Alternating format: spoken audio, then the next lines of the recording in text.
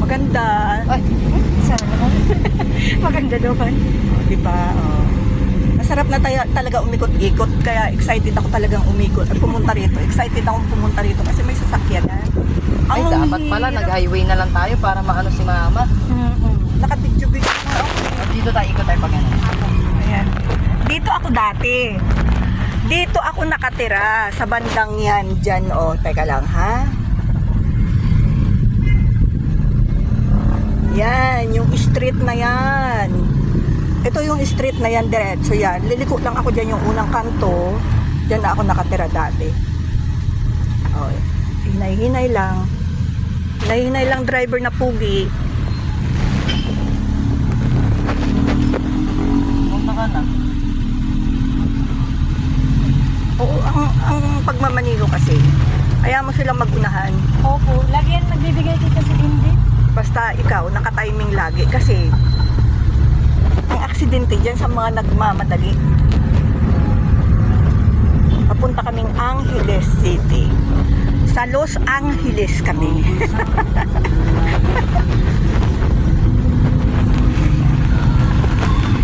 Ito ang aking anak na talented. Pahinga lang muna.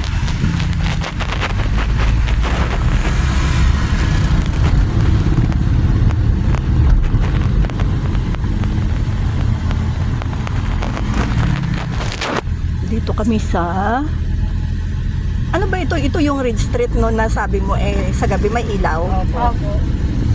Ay, maganda to sana no. Kaya nga lang. Uwi pala siya. Mamayang gabi. Uwi nga daw siya. Hindi pwede naman akong maliit umuwi Oo, tita. Kaysa mag-absent ako bukas. Para at least makapasyal doon. Ayan. Punta tayo dun sa kay mami-mamingan nyo. Yun ang magandang lugar Video-video dun. Kala kami kana. Kasi mainit. Siyempre parang tao din yung radiator natin. Oo, gamit ng gamit. Hanggat hindi pa siya ganito paano. Dala na yung maleta. Ayan. Pero hindi pa naman. Papunta kami ang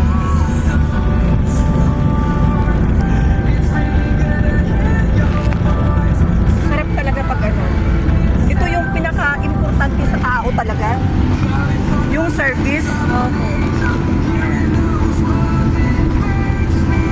Dito kami sa Pampanga. Papunta kami ang Ibis.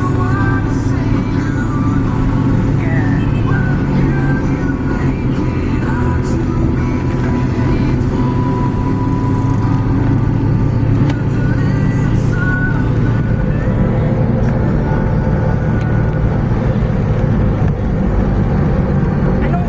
Anong lugar ito? Ano pa ba to? Malibang. Balibago pala to. So, hindi kalimutan ko na Balibago pala. Namimiss ko rin yung yung nagsisecurity ako sa Clark noon. Sarap din ang buhay. Ay naku, Jake. Naninigas shooting guild sa paghapon. Ay, sa pagdamag. Sobrang lamig.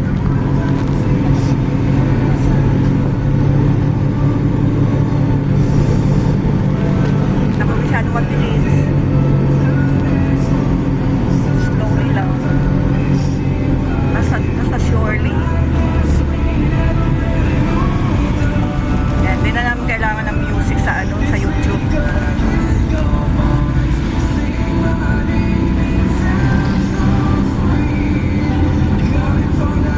Oh, usapan kayo maglibre sa akin ngayon.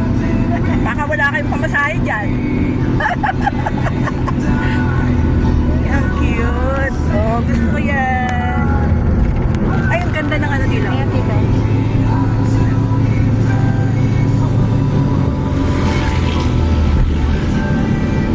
Papunta kami ang ABC.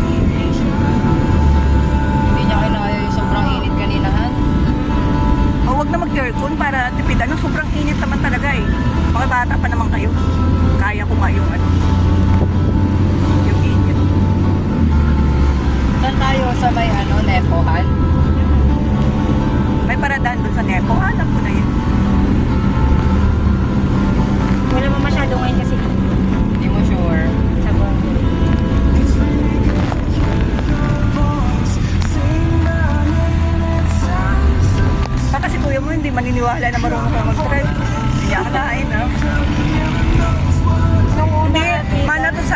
din ng tatay ko. Si tatay ko kasi adventurous din yun eh. Alam mo ba ang tatay ko, hindi nag-aral yun ng music, yung mga instrumento. Pero lahat, ang galing niya magsilindron, ang galing niyang tumugtog ng gitara. Alam mo ba, nung may minibus pa kami, kasi bumili si ate ko ng minibus, yun ang pinakahanap buhay ng tatay ko eh. Kasi simulat sa pool, ano siya eh, dalawa lang ang trabaho niya, conductor, driver, ganyan. Oo, hindi din naman nag-aral yun. Oh, pero hindi mo na lang iisipin bakit na natuto mag-drive. Ngayon, alam mo niyan, Deb, yung driver noon, parang kamag-anak din namin ang driver. Binaril yung kamag-anak namin dun sa kasi siya ang konduktor, tapos hindi ko alam kung basta bata pa ako nung narinig ko yung kwento na yan. Binaril mismo sasakyan nila, doon sa sasakyan nila, pero sa baba, sa gulong. Magmula nun, nag-ano na si ate ko ng binili siya ni ate ko ng sariling minibus. Opo, yan ang pampasada niya. Di may driver siya, pero siya ang nagkukonduktor.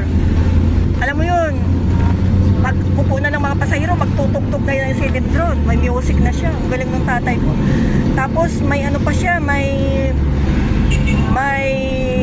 piano, tapos mayroon siyang alam mo nung Sabihin kay Lolo, wala akong nagmana ba? Alam mo ba, Jake? Piano, marunong ako mag-gitara, marunong ako mag-violin. Alam mo ba nung namatay siya, namulto kami, nagtugtog yung nag-aaway-away kasi. Tumugtog yung tumugtog yung piano mag-isa.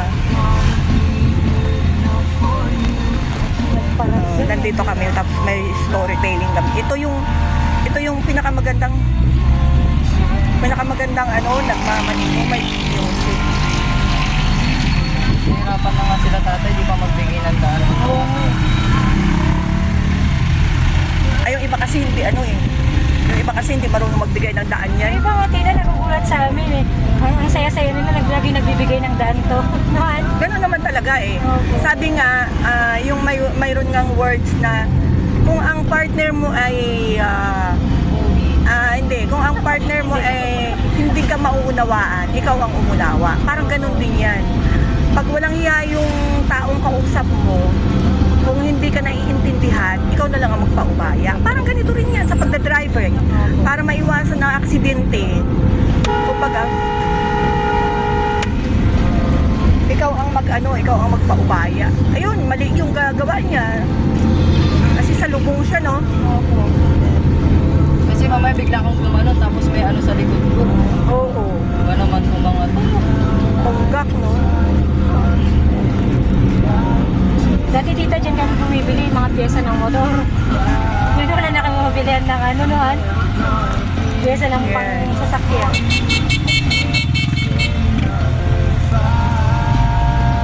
Dito naman tita, hindi At saka ang driver, lagi yun yung tatandaan, hindi nervyoso. Kasi kung nervyoso ka, may time kasi minsan na biglang magpreno yung Kaya ako nervous ako tita, kaya sabi ko huwag mo ko turuan. Kailangan mo rin matuto, di bata ka pa. Sabi ko sa kanya, Dahil bibili rin tayo ng kotse natin pag Ay naku, may binibenta nga sa amin. meron tita. magkano. 120 pero lahat tita gas and go na siya. Gas and go na siya. Tapos, Ang problema nga, wala kayong Nakarehistro tita. Ang unahin muna natin, bahay. Pag yung bahay, Gusto naman namin tita bayaran yung dun sa likod eh. Yung isa mayroon ba doon? Kaya nga, ang layo naman kasi masyado. Yun nga po eh. Pero yun kasi tita, pwede siyang patitulahan. Doon, May sasakyan naman. Sa baba pa doon? Doon po, tabi lang ng bahay. Pero tabi ng bahay, pero doon sa likod. May daanan ba doon? Mas maganda nga yun na daddy. Mas malawak. Magkano nila binibenta? Binibenta niya po sa amin ng 90. Pero tingnan nyo mabuti yung papel. Ano tita, kami yung magpapasukat, kami yung magpapatitulo. Kasi susukatan, kasi mismo magsusukat Ang kami ang kausap. Ang titulo ngayon, mga nasa 50,000. Yun nga po, 30 to 50 po. Tapos pasukat, 7.5 po eh. Pagpunta kami, Mas marami kasi pasyalan dito tita sa amin. grabe yung